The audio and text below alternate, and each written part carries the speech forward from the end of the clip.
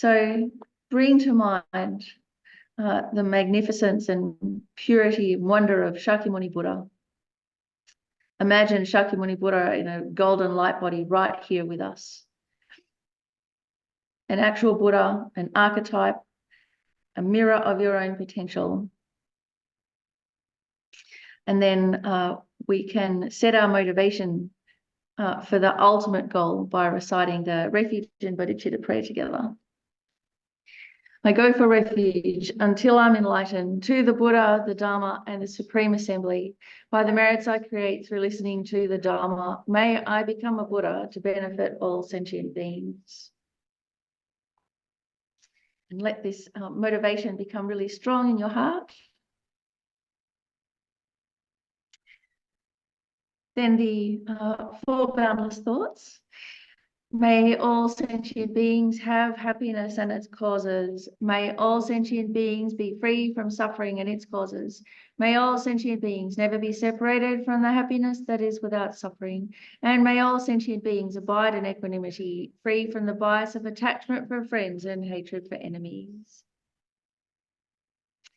The 7-limb prayer. Reverently, I prostrate with my body, speech, and mind. I present clouds of every type of offering, actual and imagined. I declare all my negative actions accumulated since beginning this time and rejoice in the merit of all holy and ordinary beings. Please remain until the end of cyclic existence and turn the wheel of Dharma for living beings. I dedicate my own and others' merits to the great enlightenment. And offering a mandala, which is a way of offering everything that is good and wonderful and rich and abundant and pure, offering our good intentions and our good-heartedness in the service of enlightenment for the benefit of all sentient beings. So it's a way of creating a huge store of energy to get us through today and the entire course, all the way to enlightenment. This ground, anointed with perfume, strewn with flowers, adorned with Mount Meru, 4 continents, the sun and the moon. I imagine this as a Buddha field and offer it. May all living beings enjoy this pure land. Yidam Guru Rana Mandala Kamniyatayami. Then we can get started with the class. So when Eddie leads the classes, of course, he does a little bit more of a in-depth meditation. But today, just as an introduction, we'll have a look at why actually do this course. And just as in interest's sake, is there anyone here? I know there's a few of you who've done Discovering Buddhism, any units before. Hands up. 1, 2, 3. Okay, right. About half and half in person, so that's good. And how many have done Discovering Buddhism the entire cycle already? 1. Bits and bobs. Bits and bobs, okay, okay. You've done 8 of them, okay, so bits and bobs as well, fantastic. And how many never done Discovering Buddhism? Leaves, alrighty, great, great, great.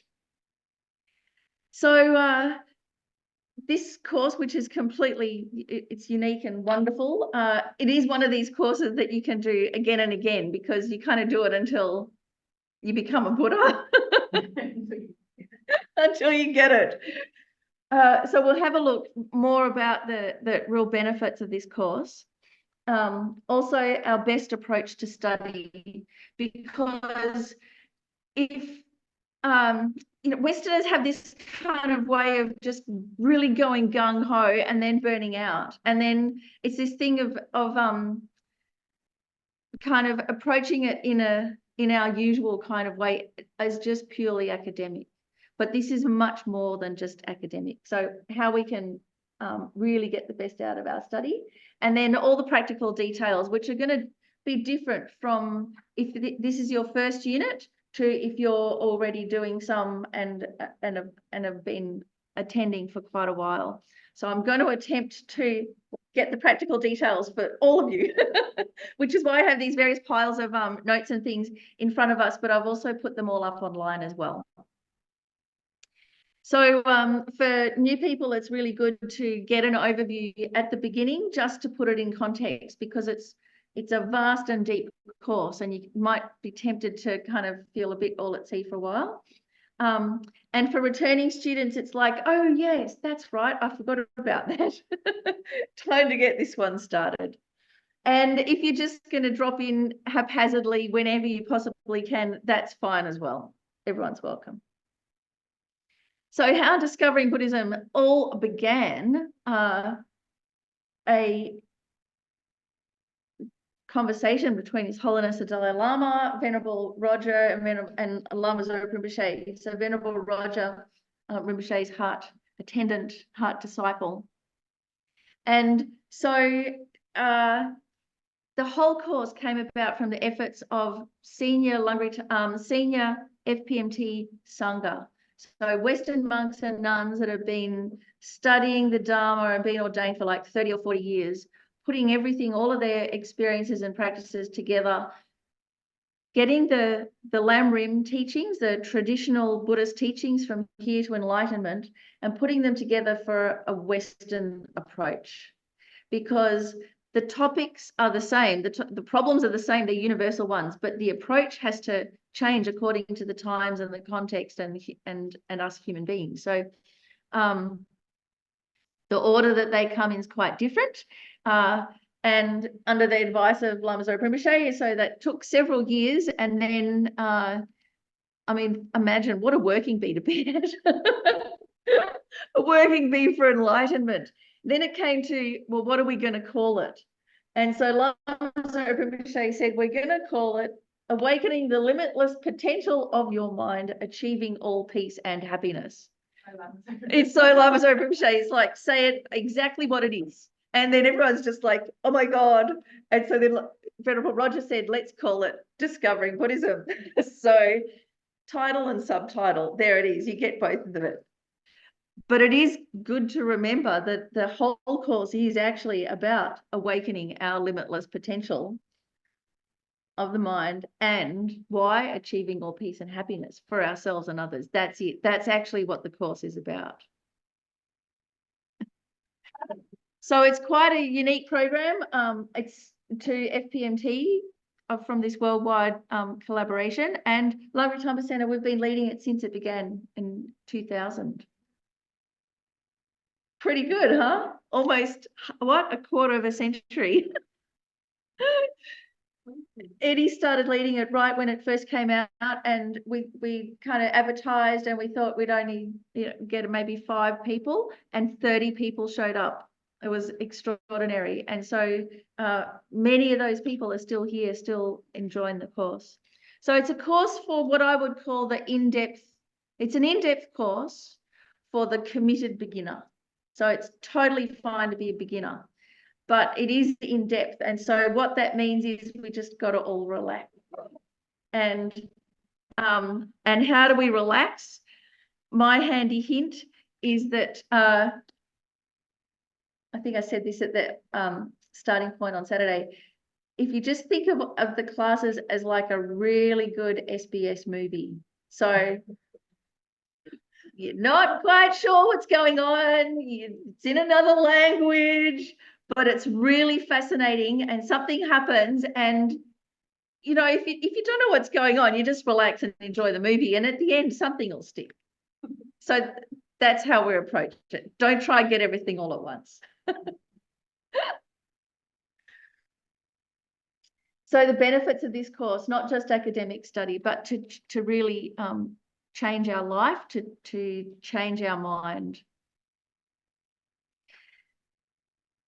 And within that, there are various activities to integrate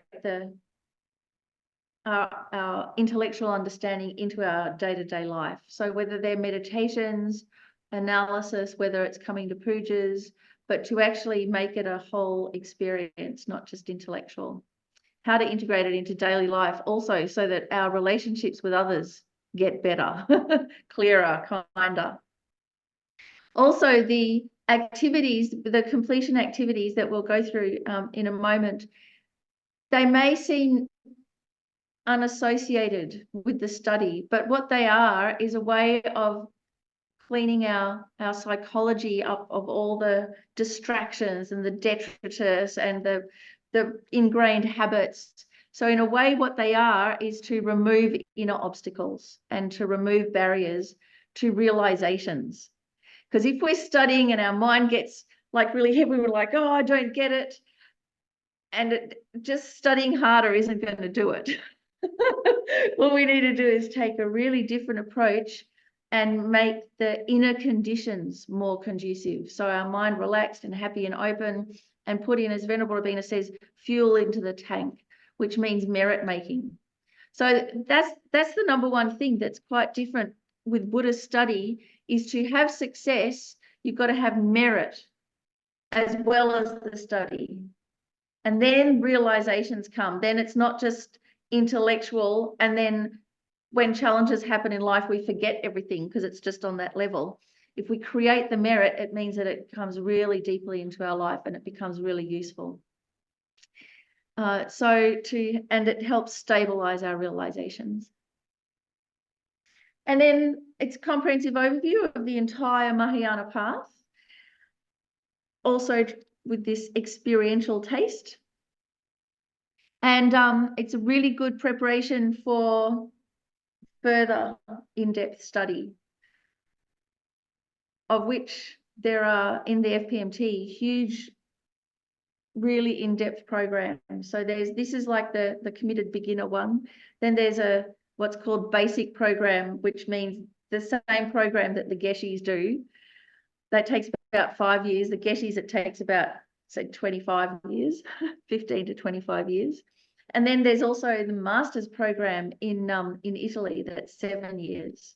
So there is if you have a real thirst for the Buddha Dharma, there is this trajectory that you can go on. But also just doing Discovering Buddhism 7 times round, just like seeing an SBS movie several times when you really, really like it. It's like, oh my God, I got to go see that again. It's really worth it.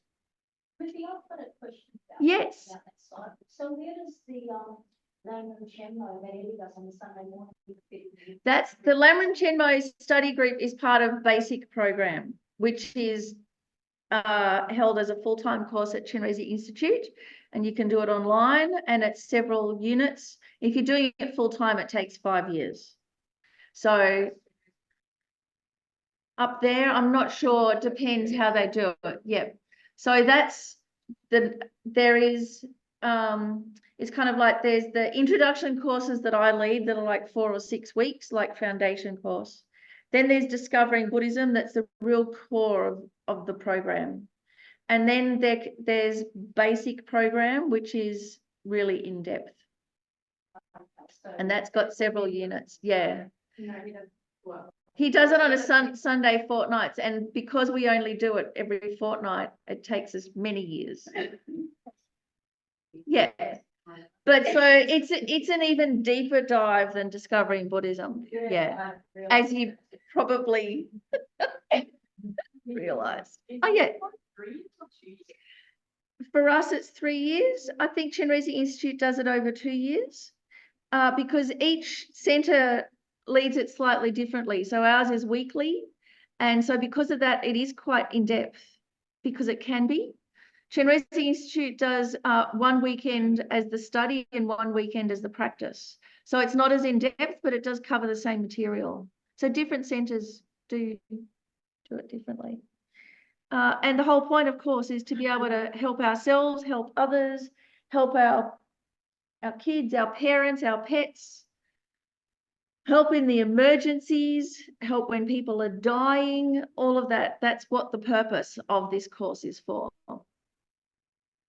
as well as achieving all peace of happiness and achieving enlightenment. There's an added benefit of this course too, that when Lama Zopa Rinpoche passed away last year, many of us who've been coming to Discovering Buddhism for quite a few years really felt this is a seminal moment here. Now we've got to start really putting the teachings into practice and being able to lead others to the best of our ability. And so I put on the Lamrim Express course, of which some of you came to. Demi was one of the presenters. And so if you working towards completing Discovering Buddhism, then you can also consider becoming a registered FPMT teacher. And so part of the Lamrim Express was working towards that. So then we've got the topics. Have all of you got this little booklet here? The Discovering Buddhism one. There's this little, the color one. Yeah, the color booklet. That's got all the topics in there. So at least take that booklet with you. It's got a little paragraph about each of the topics. There's 13 units plus unit 14, which is called Special Integration Experiences. They're all the Lamrim topics, but in a different order, just for us Westerners. If you do Discovering Buddhism online, they always recommend you start on unit 2 because it's the most accessible one, the most practical. It's free online with the FPMT, and then cycle back and do Mind and Its Potential. But because we're here and we can speak with each other, whether we're online or in person, we're starting with Mind and Its Potential, which is pretty much about life, the universe, and everything. So it's great to do it as unit 1, do all the rest of the units, and then do it again at the end. And that ties it up nicely in a bow. It is also fine to just jump in whenever you can and start on whichever unit, as long as you start at, you know, beginning of a unit, and then within 3 years you would have completed the whole cycle.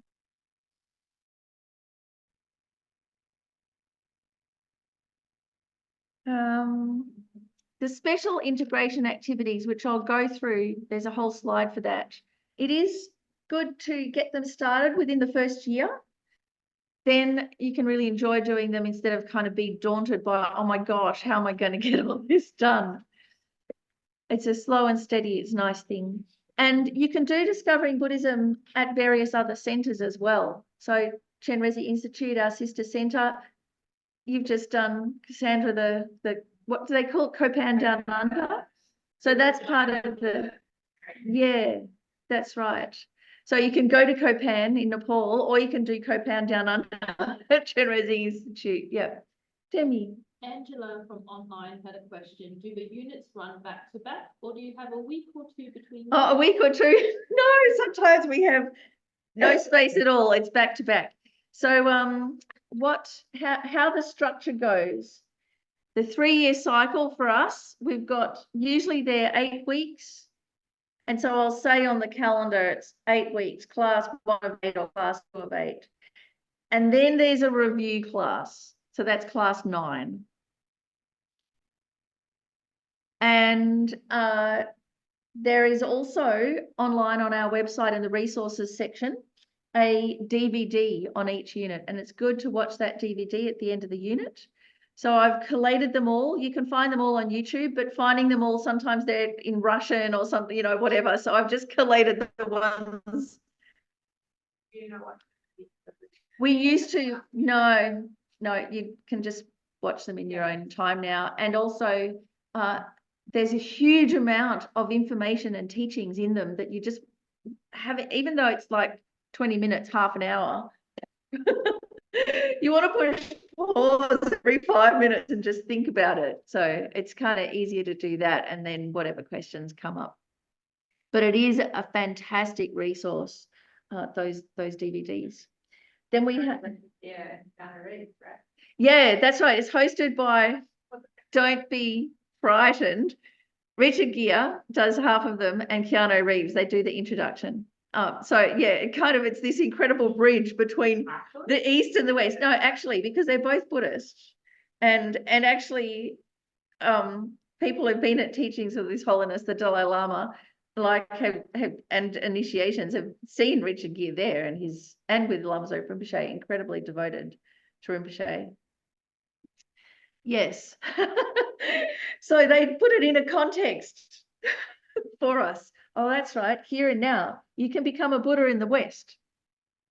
You don't have to just be over there to be able to reach enlightenment.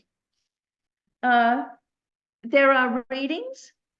The readings from the FPMT course then there are the LTC extras. So there's always extra things that Eddie's like, you've got to have this, you've got to have that. So those change year to year, and they will be up online in the members area, or if you purchase a package, have access to them. So you can have a print copy of those. Yeah, if you want print copy, just ask me. I've got lots. We've kind of stopped photocopying them, but lots of people donated their print copies back. So yes, I'd just update them. Yeah.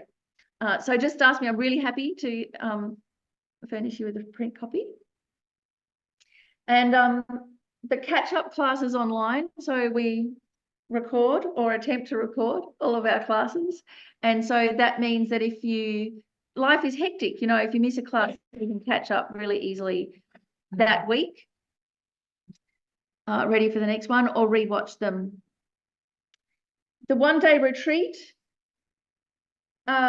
because we're a city centre, I just find no one has the time to come to a one-day retreat here. But people do have the time somehow to go to Chenrezig Institute and get away from it all and have this retreat setting and do that. So I'd recommend going up there for the one-day retreat. It's nice to kind of share it like that.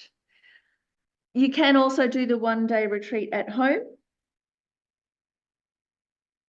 And then there are assessments.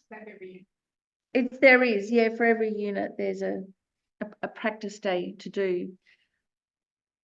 And Chenrezig Institute do those as well online. A lot of the centres do them online. So you can check the FPMTA website, has the online calendar for all of the FPMTA centres in Australia. So you can see what all the centres are doing, which units they're doing. Let me put that on. Practice day. Website. And then the assessment. Assessment is not a dirty word. Exams are not a dirty word. We don't usually say the word exam. I think Eddie would used to call them optional review technique or something. I don't know. Anyway, because the word exam, people just like run screaming from the room. I don't know if it's a Queensland thing or the education system that's just beaten it out of everybody. But actually the assessment is really good to do because you can recognise that you know more than you think you do, for starters. And it's great to put things into your own words, because one day someone's going to ask you, your granny's going to ask you, so what's this Buddhism about then? And you've got to be able to help granny. Or the kiddie's going to ask you, Mummy, who made all of this? And you've got to be able to answer. So the assessment is a way of actually rejoicing about your own efforts and then, you know, bringing it all together. It also has a very other important point, which is that we are an educational institution and our whole tax deductibility status is because of that. And so we function as an education institution, including courses and curricula and assessment. So actually doing that helps the centre as well in a very, you know, concrete way. There are different ways to do it. You can just have an interview with Eddie, go through the questions. If you're not so into the writing it down, you can email in or write them down, whatever is easier. Or you can go the creative option, make a board game, paint a picture, write a story, as long as it's got all the points. So the Wednesday night class, Samsara Nirvana, they have an amazing resource now because Jordan Zia wrote an adventure story a lot like The Lord of the Rings, but around the Four Noble Truths and the 16 aspects of the Four Noble Truths as like a hero's journey adventure story, finding all the things. And it is absolutely spectacular. And it's quite long, and you can read it in installments. And that was her exam. And it's just like every single point is in there as like an Indiana Jones, Lord of the Rings style Dharma adventure. It's called In the World of Samsara. All right. So the student material. So what I thought I could give you now, because we're here for Mind and Its Potential, this is the completion cards for just Mind and Its Potential. I've put them all upline for all the units, but this is a good one to just have a hard copy so that you can start filling them in, or just at least be aware of okay, how to pull it all together for the Mind and Its Potential unit. There are some other student materials as well, which are up here. So you can, I've got more copies.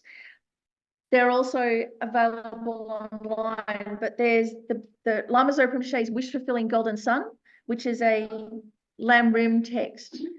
And yeah, it's a draft from like 1974, and Lama Zopa Rinpoche never wanted it to be published, but there's stuff in there that's not anywhere else. So it's just come out as a draft, and it's always been a draft. And so there it is. There's the hard copy there if you would like, you just take them. And there's also the student booklet that's got all the completion cards and recommended readings and things for all of the units. You can also take that if you want. I had one. Yeah, not really. Hasn't changed that much, except the readings. The readings have changed because they're much more updated readings. But as you do the, yeah, Eddie will go through what they are. Now, then we also have some other exciting things. Will we send the handouts out to the units? Yes, so they're in the members area. They're also, if you bought a package, and anyone else, can they email us asking, and we can send? Yep. Yeah. So then we've got a couple of other things to hand out too, which are super exciting. One is a spiritual development plan, and the other is steps to enlightenment. They're also up online. So this is another way of keeping track. The one-pager Steps to Enlightenment in particular is really good to get going with, because it's a way of rejoicing at your efforts and putting as much focus into our Dharma efforts as we do into our own career, our own family budget, our own finances. If we have to put energy into taxes, we may as well put energy into, you know, in other horrible forms that make you glaze over. We may as well have the ultimate form, the steps to enlightenment. I wish I had have actually started mine a lot earlier, because I thought, I'll remember that, and no way. So every time that you go to a teaching, note it down, note where it was and who led it and what it was about. Like I went to the teachings with His Holiness the Dalai Lama. I can't remember one from the other. I mean, it's kind of embarrassing. Geshe Zopa is going to be coming later on this year. So, you know, you put down, yes, I know. It's either going to be July or September. I know, but it won't be. It'll be here in a flash. The other one, the spiritual development plan, don't be kind of overwhelmed. Oh yeah, just somewhere there. It's just, that covers the activities for the whole 3 years. And so it just gives you an idea. Oh yes, when you do them, recognize it and put it down and start keeping a track like that.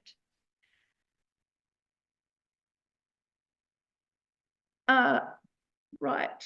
What else? The other thing to do with the student materials, Liberation in the Palm of Your Hand is one of the books, the recommended readings for all of the units from the FPMT. But, you know, when this course came out in year 2000, there were hardly any books translated and printed. And now there's like just a mountain, a treasury of really good books. So every class that Eddie will lead, he'll start off with the recommended books and readings, and he'll give you the page numbers. And so they're either in the library or you can get them on Kindle or whatever. And the really pertinent ones will try and give you an excerpt of So in terms of the kind of the structure and the practical things, so far so good. Questions? Anything need clarifying?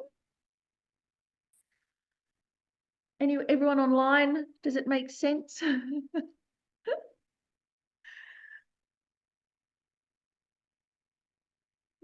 We can have a look at then the integration activities.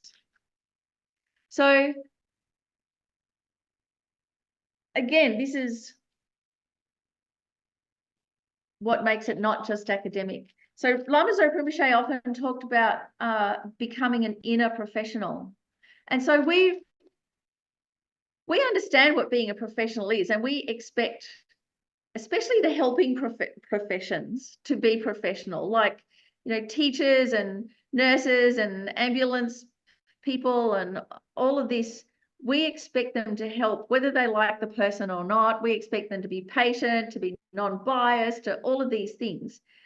We totally get it, just naturally. And so Rinpoche is like, that's what we have to do to be a Buddhist. We've got to become an inner professional, so that we treat everybody with no bias, but with equal affection and care. That we come from that point of view, and that we take on this professional attitude of like, I'm going to become a vow holder, or I'm going to live by these principles. And so that's like our professional code of conduct is the Bodhisattva code of conduct. And that's how we go out in the world. And so sometimes we might think, oh,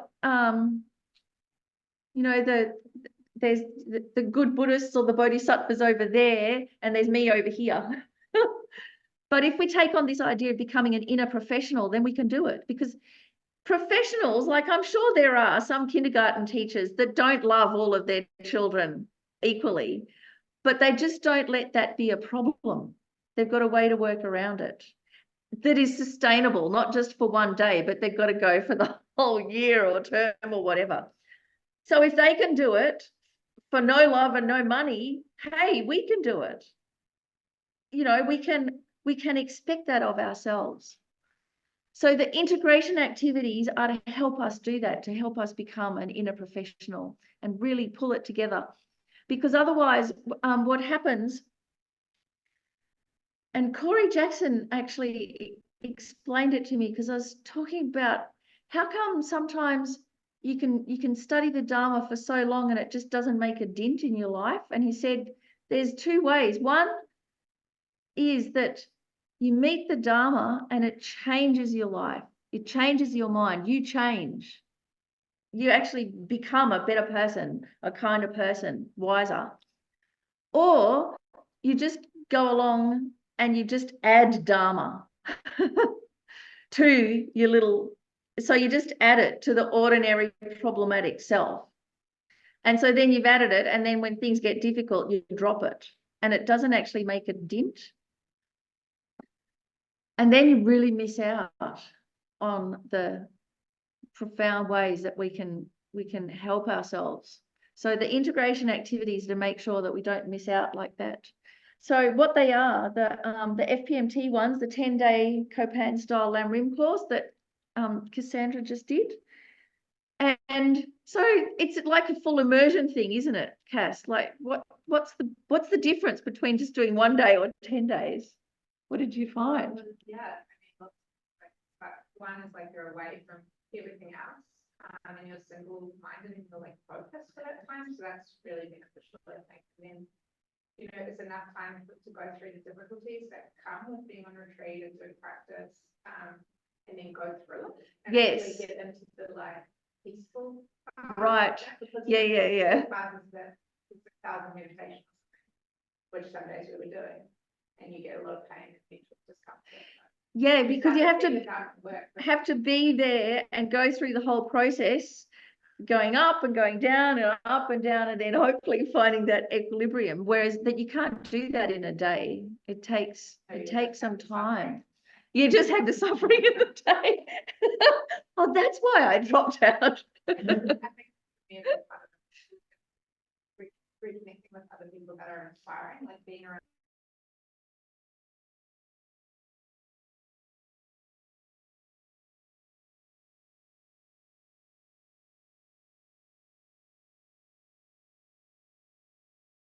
stall for one, just what can I do for myself and why should I care about anybody else? I don't know them.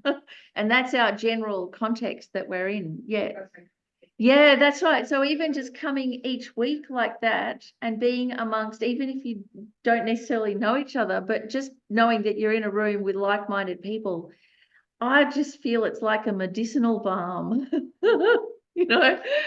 and you need to have that experience. You can't just intellectually know it. You need to have the experience of it. So the Copan style course is that full immersion, going through the process, actually embodying it, living through it, feeling the change in your mind. The teachings, the holy objects, the monks and nuns, the Sangha.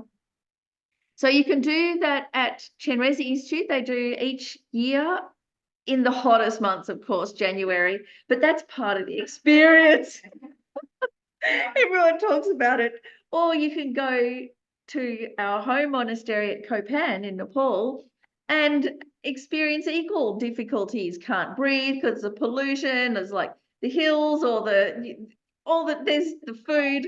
There's always going to be problems, right? And a similar thing, you talk about it and you share it with everybody. So there are also opportunities to do this course. Sometimes they hold them at Kangaroo Island, just down south of Adelaide. Pristine environment, an amazing place to do a retreat. So last year at the FPMTA meeting, they hosted a lot of us SPCs, program coordinators, to just go to Kangaroo Island for a weekend, and it's really amazing. And their rooms are beautiful, and the facilities, even though it's just like on the edge of the world, the facilities are fantastic. And so they have sometimes Venerable Gyatso or Venerable Tony Beaumont, or will lead a Copan down under there as well. So there's different options to travel and go to nice places and do it. So at some stage within the 3 years, aim to do one of those courses.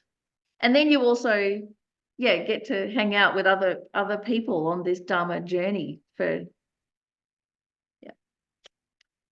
doing a pilgrimage. So again, best option is to say go on pilgrimage with Geshe Zopa. So me and Laura just managed to go on the pilgrimage in Nepal last year in November. Actually, it was a really good showing from Langri Tangpa Centre. Me, Laura, Scott, our handyman, Ella, who's kind of been associated with this centre. I'm her godmother, and one other person. I can't remember. Anyway, Langri Tangpa Centre people. So that was through the holy sites in Nepal, going to the various Vajrayogini places and other holy places. And so Geshe Zopa had so many places to go to. He said it's going to take 3 pilgrimages to do them all. So the next one's in 2025. So that's especially for the Australian centres. No, you can't sign up for it yet, but it is going to happen. It's slotted into the program. So Geshe Zopa has been leading pilgrimages for years and years. He's English speaking. It was brilliantly organised, and a nice size group, maybe 15, 16. So that's option 1. I'd really go for that, to actually have the blessing of being in the holy places. It's indescribable. It's like it's like that movie Inception, you just get all of the experiences from here back in time all at once to the time of the Buddha to now. It's really amazing. But if you can't do that, if you can't do the overseas option, then you can do a virtual pilgrimage, which either we've got a little version online that you can do, go to the various places and visit Google Earth or every couple of years, we set up the 8 pilgrimage sites as little altars around the gompa, and we just go around the gompa.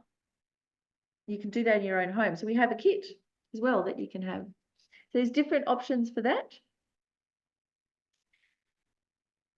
Doing a Nyungne. Anyone here done a Nyungne? 1, 2, 2. Aha! It's still here to live to tell the tale. So a Nyungne is a fasting and prostration retreat on the Buddha of Compassion, Chenrezig, over here. And it's just 2 days, but it's like Buddhist boot camp. It's really confronting. It's totally full on. And as Lama Yeshe said, it's great for busy Westerners because you just get it done in a weekend. And so various centres lead the Nyungnes. Yeah, you're supposed to do a minimum of 3. And so 6 days. Usually when we lead them here, when they're in person, we do 2 Nyungnes because the first one's hard and the second one you get a chance to kind of enjoy it. We actually, I led a Nyungne online during COVID, just one over the 2 days. We had 18 people come and do the whole thing, including 5 people that had never done a Nyungne before.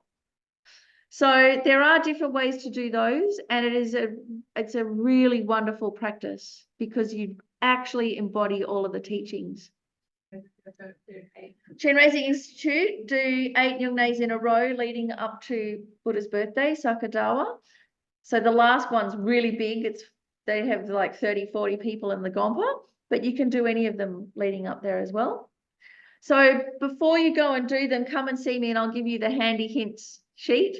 But again, highly recommended to do. And part of the integration activities is to do a Nyungne, and then when you're confident, to be able to lead others, to be able to lead a session.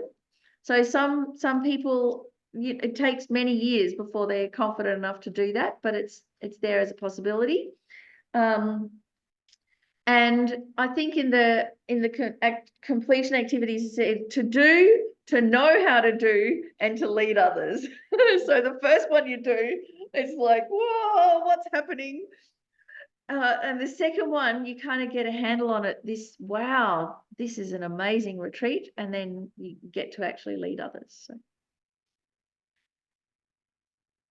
So, doing a deity retreat with a Lam Rim, whether it's just for a weekend or 5 days or a week, but to do it's like to do a Lam Rim retreat on your own. And there's really nicely set out schedules. So it's all planned for you and the readings and everything. So you don't have to kind of figure out what I'm doing. It's all just there really nicely.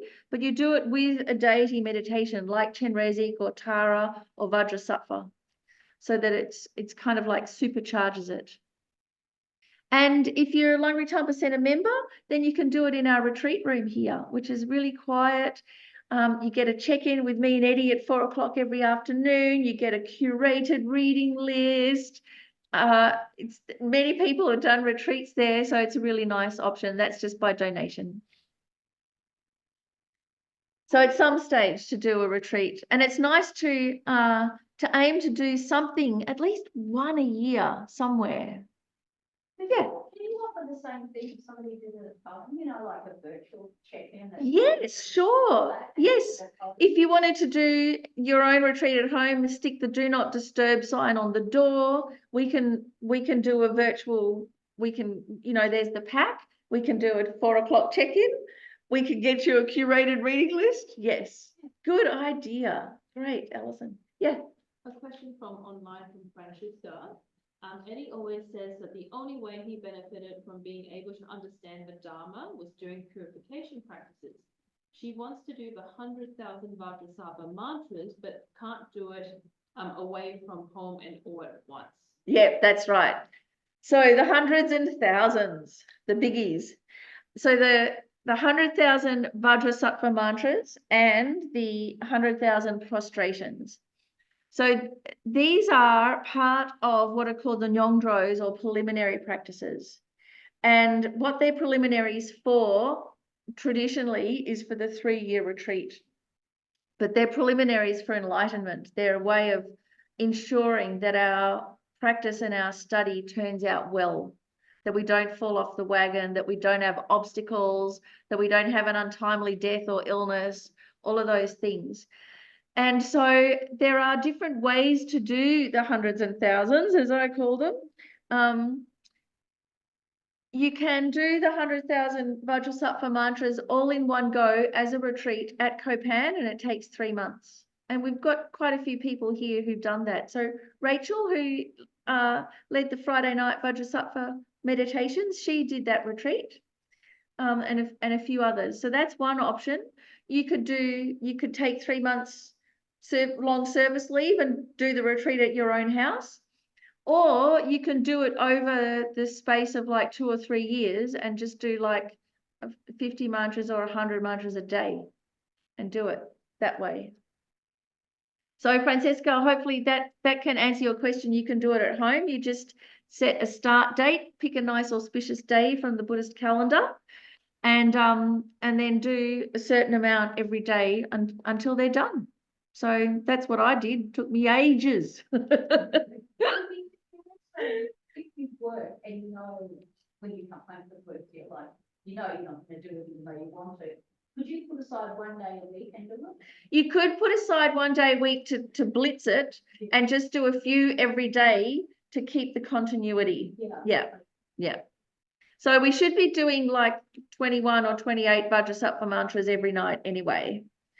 So even if you really push for time, you could do the short Vajrasattva mantra and a few long ones every day. And then once a week, do an hour or something like that. And you keep a track in a little notebook. Just clarifying, when you said the 3-year retreat, that's different from the 3-year course. Yes. Yeah. Yeah. So in old Tibet, when the trajectory was to do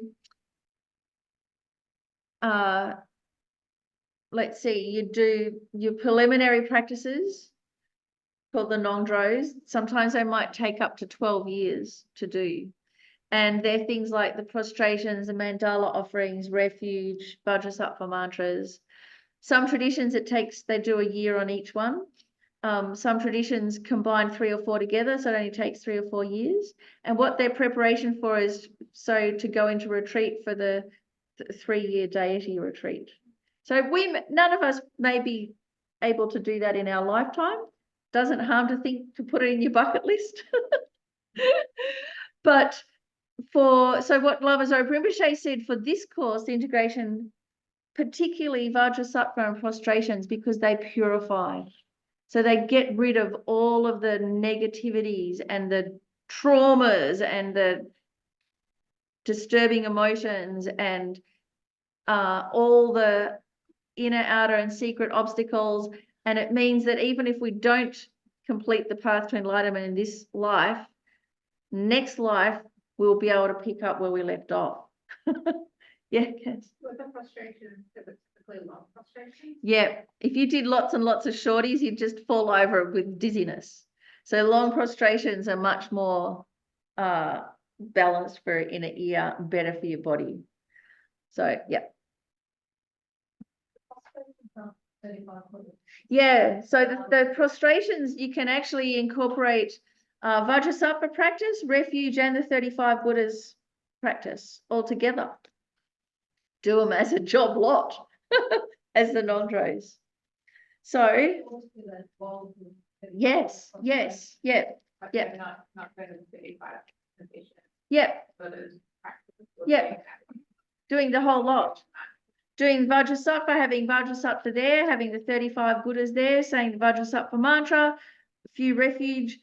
I think you're overestimating what I can. So here's the next one to hand out.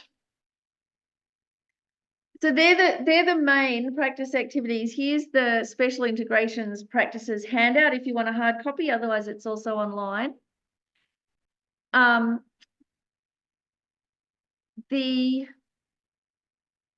Yes, when you want to get started on the 100,000, you don't have to, especially if you're new, don't worry about this at the moment. Just think within the next year or so, as you figure out what on earth I'm talking about, think about it. It's just nice to have an aspirational thought. And then when it gets time to get started, then I can help you set it all up. What the details are, how to combine them into your daily practice, what amount of time you'll need. With this 100,000 number, don't think about the number. The number is just a structure to help focus our mind.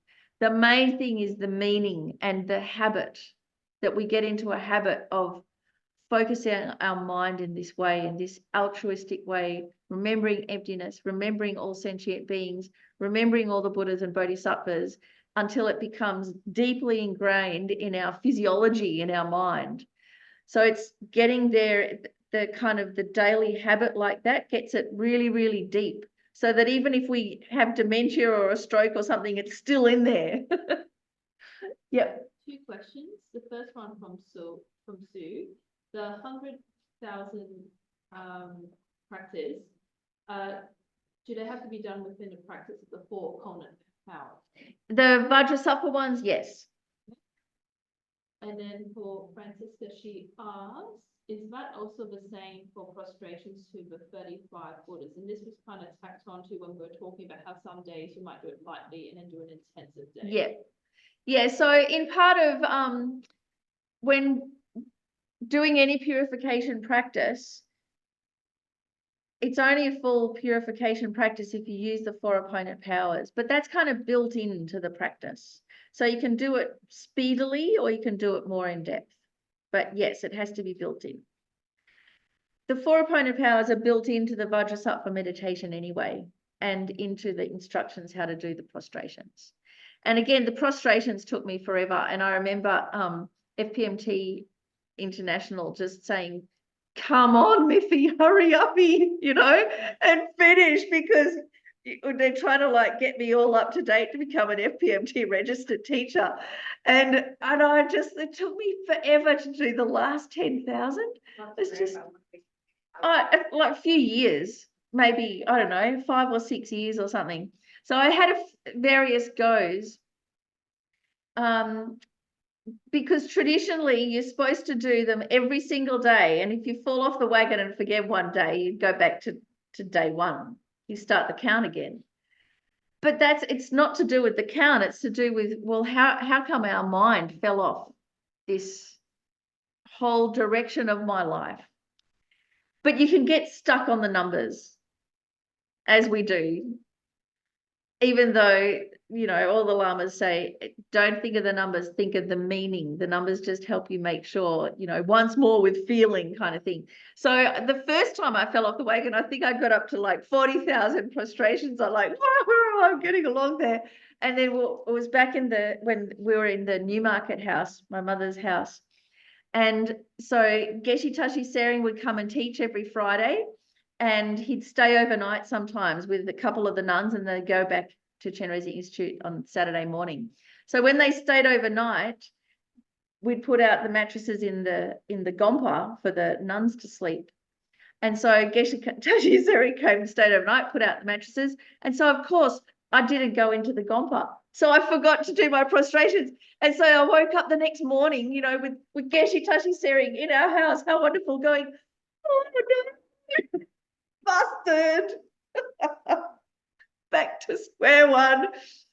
Oh, well, so yeah, I've done that. I've done quite a few falling off the wagon. Maybe it's like how you get your driver's license, you know, it takes a few goes. So don't worry about that. It's good. You can't do too many prostrations, but it is nice to complete them, because I also know one lady, she was so happy that she somehow, her lama had said, start with the prostrations as one of the first nongdros instead of some, you know, whichever other ones.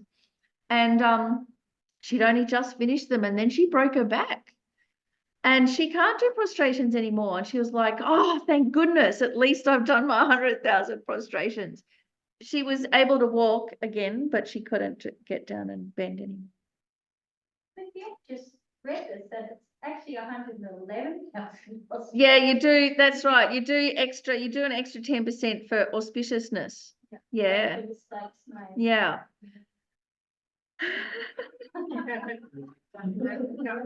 So the amazing thing is, so Lama Zopa Rinpoche was quite relaxed in the approach to doing these, more relaxed than the traditional way, which for us Westerners, we can get very tight about, and then it starts becoming a chore. Like, oh no, purifying is becoming a chore. So there's so many ways we could just get the wrong end of the stick here. When Geshe Zopa comes this year touring, he's going to be spending a few years teaching on how to do these nongdros. In-depth teachings from a master on this, how to do the prostrations, how to do purification, how to do refuge mandala offerings. So he'll show us how to do it. And the really exciting thing about this is if we as a group start doing these practices together, you know, we can encourage each other, but also it's in preparation for then being able to receive initiations. And for us in the West, that's really what it's about, because having an initiation, then being able to do deity practice with Lam Rim, arising as the deity, arising as Chenrezig, it really makes a difference to your practice. But many times what happens in the West, it's like there are initiations that are available and you don't know what it's about, and you might take them, you might fall off the wagon, and it doesn't necessarily turn out well. Realizations don't come. But if we do preparation, nongdros, it really makes sure everything will turn out well. Can you just turn this off for a second? I've discovered that the high-pitched noise is this. No, the white thing, the Dyson. Just turn it off for a moment. And yeah. Okay, so Geshe Zopa is going to be teaching on that with the view of then being able to have initiations, and then we'll be ready. Our mind will be ready. Then there's LTC extras, the spiritual development plan, which is, as Geshe Zopa says, a rejoicement plan to feel really good, rejoicement record keeping. Of all the things to keep track of, it's a fantastic thing to keep track of. And within that also the steps to enlightenment with the Discovering Buddhism. I really wish I'd started earlier with that. I have to ask everybody else, was I there then? Part of it is offering service at Langri Tangpa Centre or to the Buddha Dharma. So that thought of giving back, of really helping others, just how we've been helped. And it's nice to think, even if, so becoming a volunteer here, it's part of the Discovering Buddhism program, because you're helping connect people with the Dharma. And even if you can't volunteer here, then volunteering for the Buddha Dharma, whether it's writing to prisoners or helping with translation projects or something. And then if you can't do anything like that, then maybe serving the community. But really it's about keeping that connection with the Dharma, helping others. We have game nights. So we've got two games. One's called From Afflictions to Perfections, and it's a board game that I invented that is based on Monopoly, but it's about the path to enlightenment. So we'll have them sometimes at the end of a unit, as the little break in between units, we'll have a game From Afflictions to Perfections. So come along. It's not just like some stupid thing. It's actually, it's like a stealth exam, because karma takes care. You pick up a card and ask you a question about something, and you've got to tell a story from your own life about it. It's like, oh my God, that to me is the exam. Can you pull all the threads together?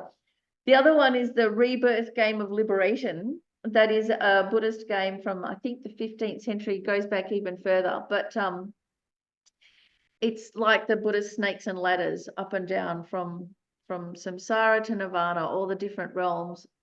It's an amazing way to learn. And so again, if we just do it during class time, which is an hour and a half, the aim is that one person in the game manages to reach the path of seeing, so that they can no longer fall down into the lower realms, and they're on the path to enlightenment. But the really good way to play it, which we do on a Saturday night, and I'm going to reinstitute those now because we stopped when COVID happened. Usually we start at 5, 6, 7, 8. No, maybe we start at 3 and it goes 4, 5, 6, 7, 8 till 8 or 9. No one's allowed to go home till someone's become enlightened. And it becomes a really group karma. So we have like 8, 12 people or something, and we just go up and down in samsara over and over again until you get a real sense of renunciation. But then once people start going on the various different Dharma paths, the Tantric path, the Sutra path, the Chan path, all the different things, and go through all the stages, and then someone goes along the top row, living the Buddha's life, the stages of the 12 deeds, it's so inspiring. And the person that gets to actually be the Buddha and live through the 12 deeds, they're just like transformed as a human being. Like there's something happens in your psyche going through it. So we put on, Eddie makes delicious geshe soup, and we have endless amounts of chai and Tim Tams to get us all there till somebody gets enlightened. So that's the game nights. It's traumatic, I remember, like, when somebody ends up like suffering through talent for a long time, and it's quite hard to, like, whether it's you or not, it's like quite. It can be really traumatic. That's right. And it's almost like a psychodrama kind of experience too, because I remember one time we had a couple of Vietnam vets coming here to class, and they came to the rebirth game, and the first throw that one of the guys did, he just went straight to this hell for killers. And then his mate next to him threw the dice and went exactly the same place. Like out of all the places on the board you could go, and like their faces just, they were completely pale. But there's a way out of that. And so by actually going through the process of getting out of that hell and the trajectory up to a human life again, it was like they were leaving their PTSD behind, leaving their trauma behind. It was quite extraordinary. So that was a really serious game, that one. But in the end, to actually live through, it took a long time, but they got out of there to see this is possible. They don't have to be stuck in that guilt and horror forever. No. Hands-on workshops, we also have quite a few of these now. So we've got the Dharma kit bag, or the demystifying Tibetan Buddhist ritual that I lead. We've got the mandala workshops that Demi leads, how to do the long mandala offering. We've got Helene, who leads a satsar painting, which is also a way of purifying the mind, removing obstacles. And then other merit-making activities like the attending pujas and any sutra readings. So they may be weird, wonderful things that you attend and you go, I don't know what's going on here, but they still work. It's just like, we don't know how our body digests things. I don't know how digestion works, but it still works.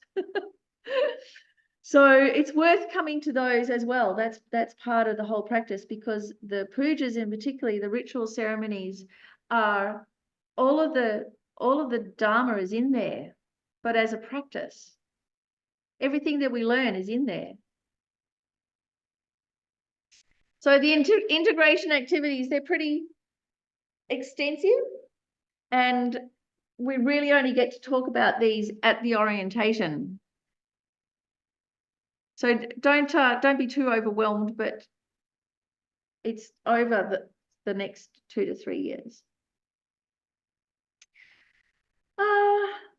Any other last questions about these? How are we going? A few little, yes. Not so much a question, but I would just say, like, I approach things like a shopping list, which is not a good thing to do for TV or education activity. Especially if you intend to do it all in one day, don't do that. So, like, bring more joy and give yourself a bit more leeway. Don't go, I have to do all this in 3 years. Because if you go with that, it's too rigid. It's don't do that. Yeah, so if it's a shopping list, if you're approaching like this is the plan, then you still got to think it's an SBS shopping list in another language, and it's totally at random, and it's your first time to Costco, it's going to be all right. Yeah. So yes, I do like to have a plan, but I also like to approach it in a like there's nothing like a rule to bring out the delinquent in me, so it's okay. You could relax a bit about it. Yeah. Shouldn't we learn about a lot of the stuff you talked about today in like through here? Yes. Because like I don't even know what frustration is. Excellent. That's right. Good point.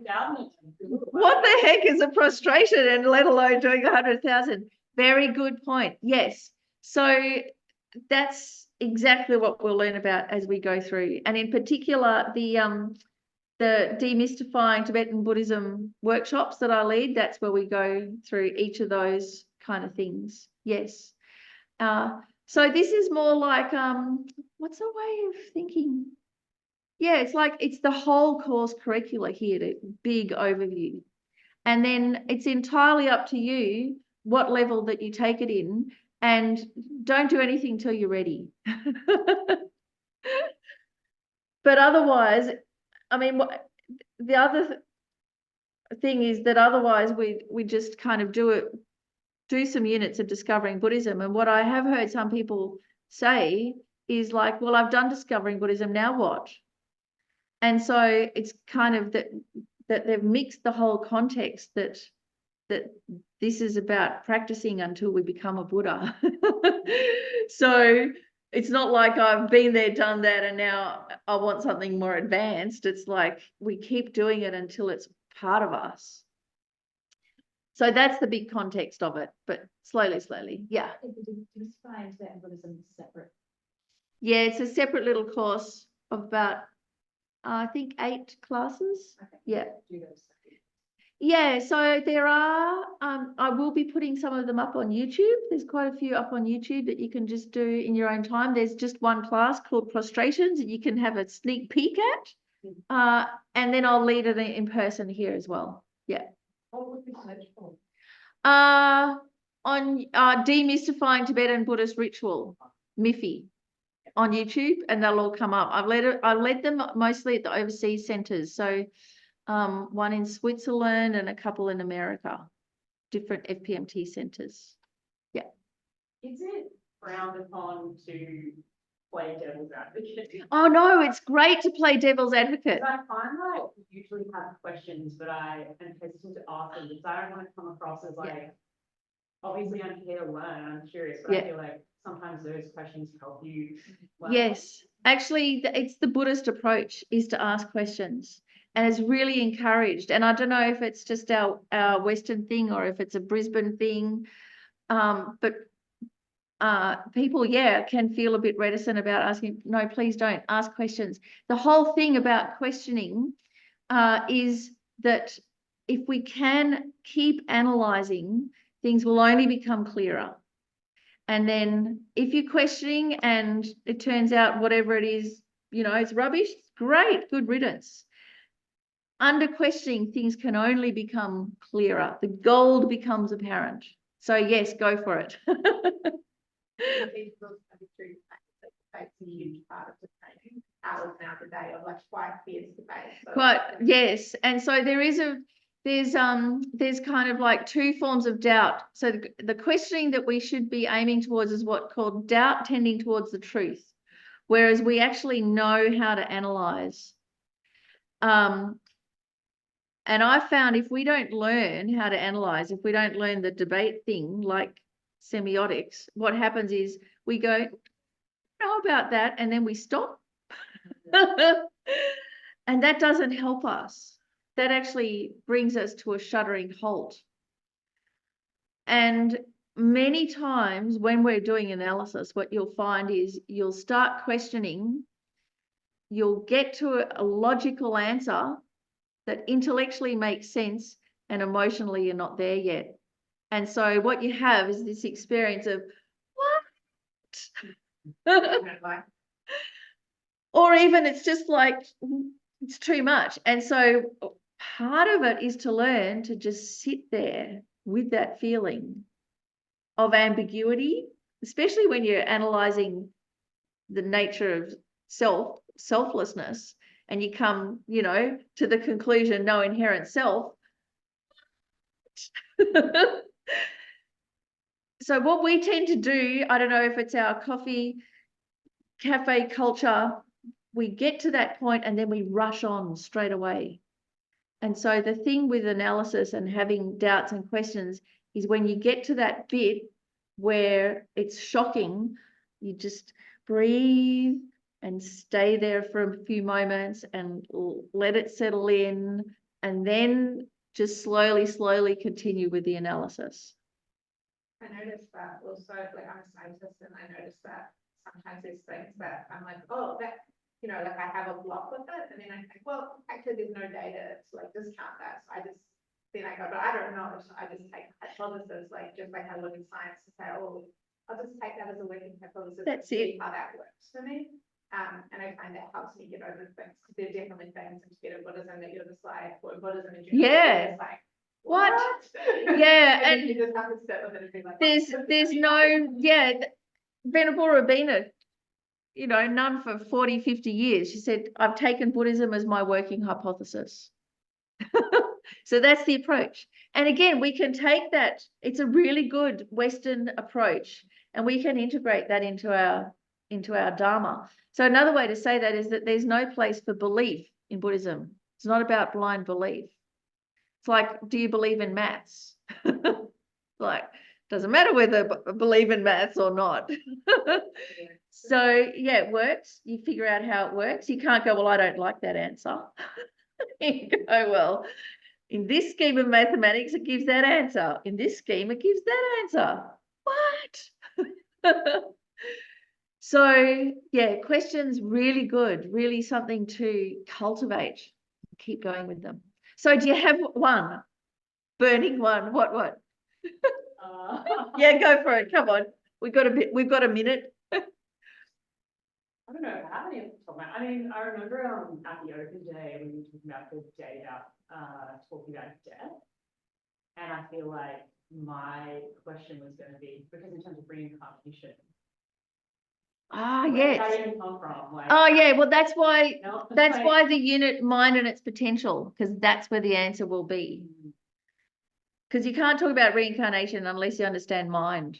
Yeah. And in fact, you can talk about mind and you'll have the answer for reincarnation without even having to use the word. It'll just become apparent. So hang in there, come to the coming unit.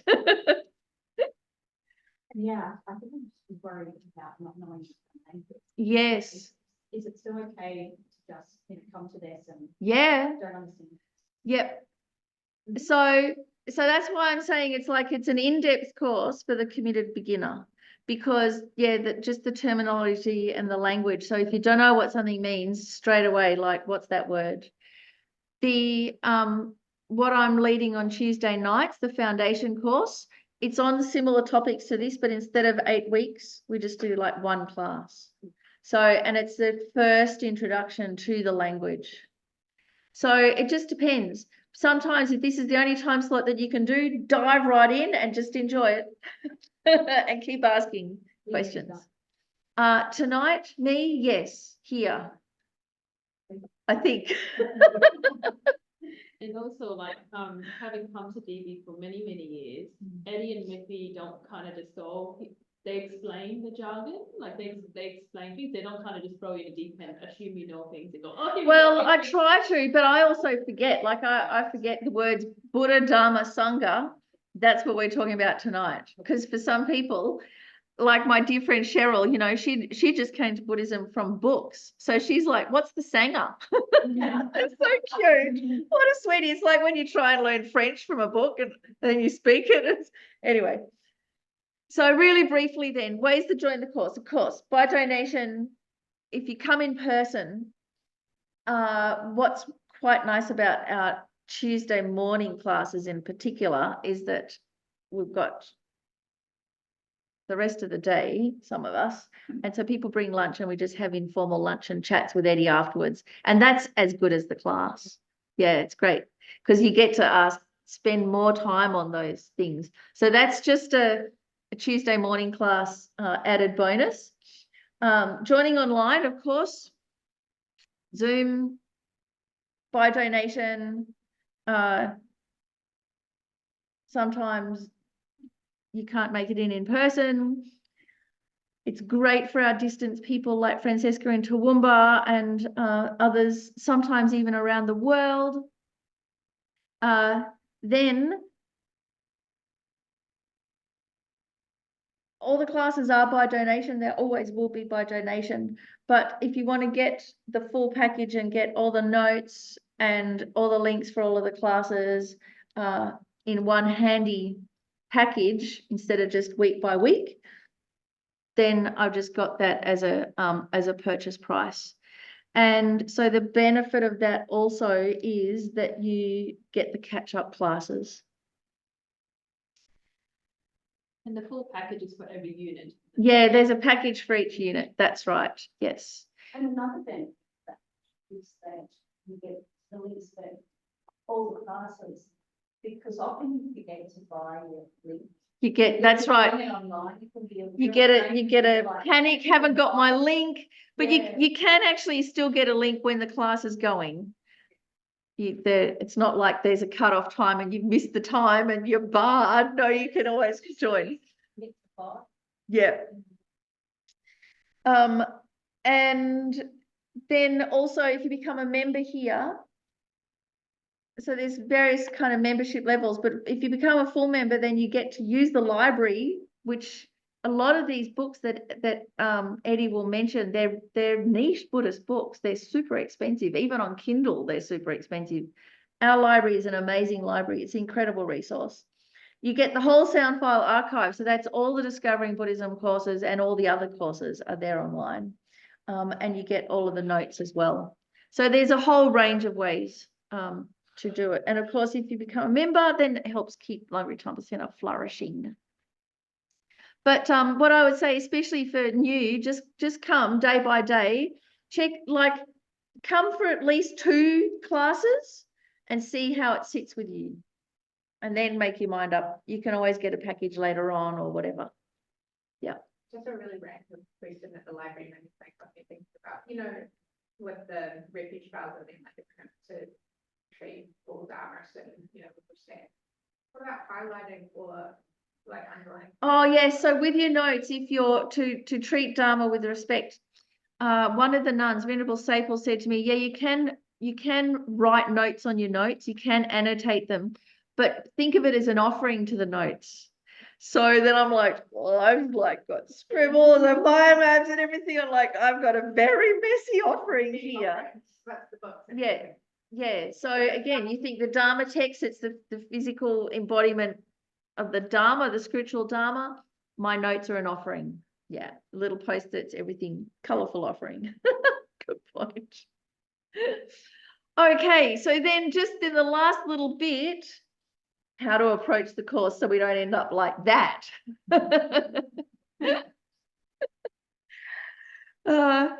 So to pass the class, all you have to do is show up, basically, because even if you come and everything's a bit confusing, just aim for listening out for the one gold nugget of each class. Just listen out for it and you'll know when you've heard it. You'll go, oh, that's the thing I was here for today. And then you take that with you for the rest of the week. And all the rest, as you just let it wash over you, if your mind is relaxed, it's going to start making sense. It's really nice like that. It's just like if you go to a country and you hear the language, after a while, it's going to start making sense. If you just show up to everything, guaranteed you're going to know more at the end than at the beginning. As Westerners, we have a whole lot of expectations. So the thing is to make a concerted effort to enjoy your Buddhist study rather than have so many expectations. There's this saying about don't turn gods into demons, meaning don't turn the beautiful Buddha Dharma into a chore or something that makes you stressed. And how do we do that? To have this idea of really to enjoy meeting the Buddha Dharma and making it a lifestyle. So I find I love how it's a weekly class because it's just my weekly dip into sanity. I don't care what class it is, I'm just there. Yay. And if I miss a week, it's like a long time, as you may have got.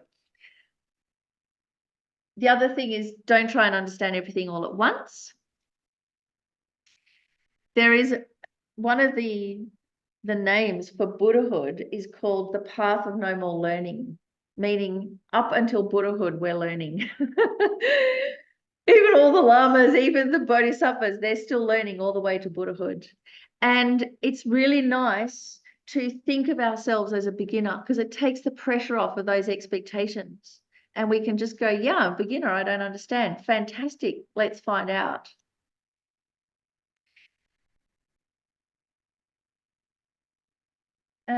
What else? Leave all the worldly concerns behind. There is no pass or fail. As long as you're learning, you're benefiting.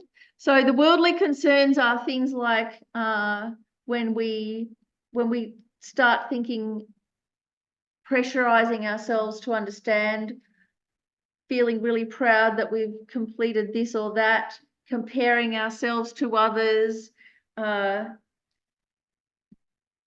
just coming along when we like it and not when we don't like it. You know, once we get to a topic that's too hard, just going, oh no, I don't want that anymore. I'm going to change my mind and go over here. So all of that worldly concerns, they can come and corrupt our good intentions. On a really subtle level, it can be we just want to know the answer, or we just want to get it done, or we just want to be efficient, or just want to get our shopping list together, and so we forget the big picture. So again, just thinking of ourselves as a beginner, it's a good cure-all for that one. Get started now, do as much as you can, when you can. So I think it was Geshe Zopa told me this story about in the monasteries, like sometimes they have these real star students and they were excellent at debate, they were incredible at the memorization, they'd study all the time. Even when they were rostered on to work in the kitchen or something, they'd have their books open there and they'd be studying. And Geshe knew those ones wouldn't last. They'd burn out. And that actually it was the ones that kind of goofed off every now and again, or just did okay in an exam, or were a little bit naughty. It was sustainable because they kept the mind relaxed and enjoyed life and remembered to be with other people and that kind of thing. And so there was one student there that maybe 10, 12 years, really good student, top of the class all the time, always studying, then disrobed, no longer, not even a monk, let alone not teaching. So we don't want that to happen. So slow and steady is actually much, much more sustainable. And when you complete it, repeat it. Finish discovering Buddhism, come back again. How can we tell when we're done with discovering Buddhism? When we're confident of explaining Dharma to a kiddie or to a parents or to a non-Buddhist, talking about Dharma without one single Dharma term, then we'll know we're okay. And consider becoming a registered FPMT teacher. So we have a new registered FPMT teacher last year, at the end of last year, Linda McDonald, who was one of the Lamrim Express presenters. She's completed all of the completion activities, her hundreds and thousands, her retreat, her everything, applied for becoming a teacher. They asked me to, you know, give a reference. So happy. I give her this amazing glowing reference. And I showed Linda the reference. She was really embarrassed. She's like, oh my God, I hope I can live up to that. Like, you don't have to live up to it. I just wrote about you. That's okay. Anyway, so it's great. Another one from LTC. So the next steps. Any last questions? Here we go. Questions? Anything at all? Anyone online? How did you say? Oh, okay. So the readings are, if you get the package, they're in the catch-up classes. They are also online in the members area. So if you become a member, if you become a subscriber as well for online, then you get all of those. Or if all of that's too much, email me and I'll send you the files. So a whole range. Yeah. I have a random question. Do I have to sit during the class? Sit as in on a chair. Yeah. Yeah. You can If I also, was off the back, could I like walk around? Yes. I have ADHD, and I. oh, it's yes. hard not to fidget. So that's why we have the stupor out from there. So you can just walk around the stupor and then purify and create merit. I've said sometimes that sitting the whole time is. Oh, really yeah, no. hard for me. So people with ADHD, people with terrible backs, stand up and go and just walk around the stupor. Absolutely done thing. Yes. And actually, it will probably go in a whole lot I better. listen better. Yeah. All of that. Yeah. Where we welcome every single neurodivergence there is, starting with all of the A's: ADHD, autistic, Asperger's, anxious, alcoholic, as it goes. B, C, D, everybody. Yeah, for sure. It's great that you said. Yeah, because there's heaps of people, especially ADHD. So, and actually, so even Geshe Zopa said, you know, he's bringing up little Phuntsog Rinpoche, the reincarnation of his guru, and so they were living in Perth. Phuntsog Rinpoche was going to Montessori school, and then studying the Buddhist texts at night and memorizing them in Tibetan and everything. And so the way that he did it was by jumping up and down on the bed the entire time. And so Geshe Zopa saying, why make him sit there and try and memorize? Like, that's no fun, whatever it takes. So they just got a trampoline, and that's how he did it. So you can go in the footsteps of Phuntsog Rinpoche. So yes, next week we start with Eddie, Mind and Its Potential, which really is putting all of the Buddha Dharma into context, especially in our Western world. So it's great unit. Keep track of your spiritual development plan. So the courses that you do, the big teachings that you go to, the big life events. And what do? We're going to enjoy awakening the limitless potential of our mind and achieving all peace and happiness.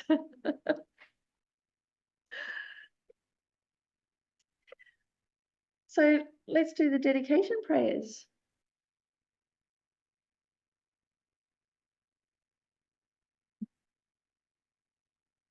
Due to the merits of these virtuous actions, may I quickly attain the state of a Guru Buddha and lead all living beings without exception into that enlightened state. So that means even from just the virtuous actions of being here today and having set an altruistic motivation, we dedicate it from here all the way to enlightenment. Bodhicitta verses. May the supreme jewel Bodhicitta, not yet born, arise and grow. May that born have no decline, but increase forevermore. And as long as space endures, as long as sentient beings abide, may I too remain to dispel the sorrows of the world. And the prayer for Rinpoche's swift return.